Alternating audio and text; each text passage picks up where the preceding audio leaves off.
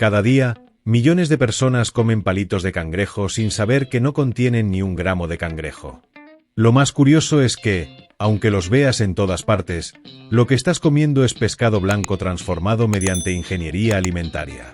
Es una invención japonesa reciente, creada en 1960 por el químico Nishitani Yosuke para aprovechar pescado sobrante.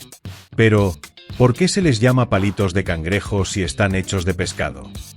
Hoy, en Forja Mecánica, vas a descubrir cómo toneladas de pescado se convierten en esos palitos naranjas, cómo logran esa textura tan elástica, y por qué este producto se consume en medio planeta.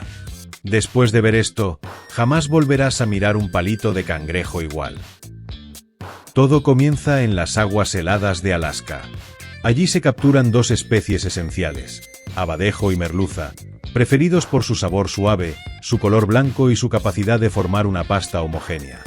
Una vez a bordo, los peces se evisceran y se refrigeran inmediatamente, porque el surimi pierde calidad en cuestión de horas si el pescado no se procesa de inmediato. Cuando llegan a la planta, empieza la primera fase, una limpieza exhaustiva donde máquinas y operarios eliminan piel, espinas, vísceras, cartílagos y fragmentos oscuros de músculo, dejando únicamente la carne blanca más pura, lista para ser triturada. De esta primera trituración sale una pasta gruesa de pescado que, a pesar de su aspecto, todavía no es surimi. ¿Sabías que la textura final de un palito de cangrejo depende completamente de cómo se procese esta pasta? Ahora viene una de las etapas más importantes y desconocidas. La pasta de pescado se introduce en tanques gigantes donde se lava varias veces con agua fría para eliminar grasas, pigmentos, restos de sangre y cualquier impureza que pueda afectar el sabor o el color. Este proceso permite concentrar únicamente las proteínas miofibrilares, las únicas capaces de desarrollar esa textura firme, elástica y ligeramente masticable tan característica del surimi. Sin este lavado minucioso, simplemente no existiría el producto que conocemos. Tras el lavado, la pasta se escurre y se prensa hasta obtener una masa blanca, densa y extremadamente neutra en sabor, perfecta para ser moldeada en las siguientes etapas. El surimi real no tiene sabor a cangrejo, ni color, ni olor. Todo eso se crea aquí. La masa lavada entra en enormes mezcladoras donde se incorporan ingredientes esenciales como claras de huevo que actúan como ligante natural, aceite que aporta suavidad, almidón que mejora la elasticidad y estabilizadores como azúcar y sal que prolongan la vida útil y mantienen la consistencia. También se añaden proteínas de soja o leche, según el fabricante, junto con sabores y aromas especialmente diseñados para imitar el cangrejo de forma precisa. Los mezcladores giran a gran velocidad para lograr una emulsión perfectamente uniforme. ¿Te imaginabas que un palito de cangrejo puede contener más de 10 ingredientes además del pescado? Cuando la mezcla está completamente homogénea, pasa a las máquinas formadoras. La mezcla se compacta hasta convertirse en una masa firme, plástica y elástica que ya empieza a parecerse al surimi que conoces. En este punto llega un detalle icónico: el color naranja. Se aplica utilizando colorantes naturales como el pimentón, que tiñen la capa externa del producto para imitar la superficie de una pata de cangrejo real. Este efecto visual tiene un propósito muy claro: hacer que el producto sea más atractivo y lo más parecido posible al marisco original. ¿Cuánta gente crees que aún piensa que esto es cangrejo auténtico? Con la masa ya coloreada, el siguiente paso es la cocción. Para que el surimi adquiera firmeza y mantenga su elasticidad, se cuece en hornos de vapor que trabajan entre 80 a 100 grados Celsius.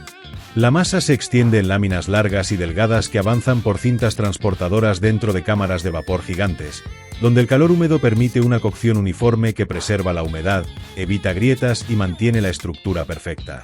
Cuando la lámina sale del vapor, tienes algo sorprendente: una enorme sábana de surimi cocido lista para convertirse en palitos. Mientras aún está caliente, esa lámina se enfría rápidamente con aire frío o agua helada. Este enfriado instantáneo fija la textura, evita que la masa siga cocinándose, conserva el nivel de humedad adecuado y previene roturas durante el proceso de enrollado. Y ahora sí llega una de las fases más visuales de todo el proceso. Rodillos de acero comienzan a enrollar las láminas con una precisión absoluta, creando cilindros compactos que darán origen a los palitos individuales. ¿Habías imaginado que los palitos de cangrejo son trozos de un rollo gigante? El enrollado define la textura final.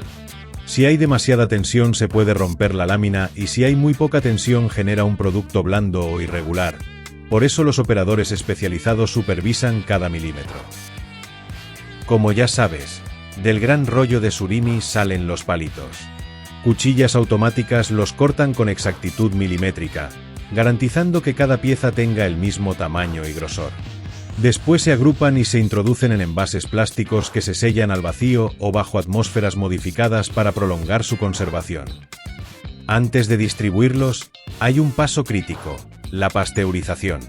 Los palitos se calientan a una temperatura controlada durante unos minutos para eliminar cualquier bacteria que haya podido sobrevivir durante el proceso. Si este paso falla, todo el lote puede perderse debido al riesgo sanitario.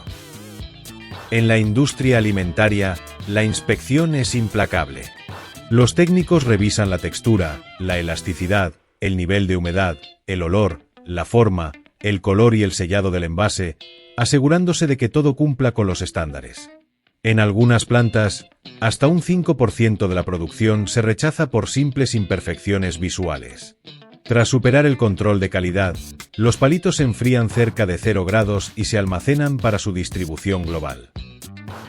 Aunque los palitos modernos nacieron en 1971, el surimi tiene siglos de historia.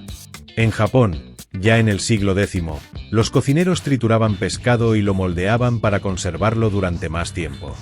El boom mundial llegó en los años 70, cuando los palitos de cangrejo comenzaron a exportarse a Estados Unidos y Europa. Su éxito fue inevitable. Eran baratos, versátiles, tenían una larga vida útil y ofrecían un sabor suave y una textura similar al marisco real. Hoy, Japón, Estados Unidos y Europa son los mayores consumidores del mundo. La fabricación de palitos de cangrejo esconde una ingeniería silenciosa donde nada es casual. Ni el color, ni la textura, ni la forma. Todo está milimétricamente calculado. Y ahora que conoces el proceso, dime, ¿seguirás llamándolos palitos de cangrejo o palitos de ingeniería? ¿Qué es lo que más te sorprendió del proceso? ¿El lavado, la masa o la coloración del pescado? Cuéntamelo en los comentarios.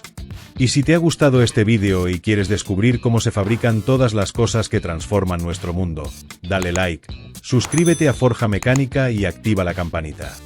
Nos vemos en el próximo proceso, porque lo que viene, no te lo puedes perder.